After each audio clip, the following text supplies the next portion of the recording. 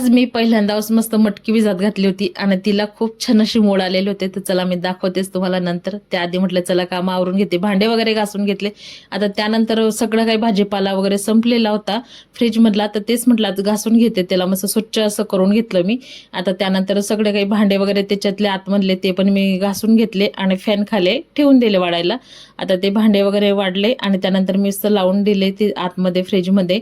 आता तुम्ही बघू शकता अजिबात भाजीलाच काही नाहीये घरामध्ये. आणि म्हटलं चला आता उद्या बाजार आहे तर उद्या सांगते सगळं काही.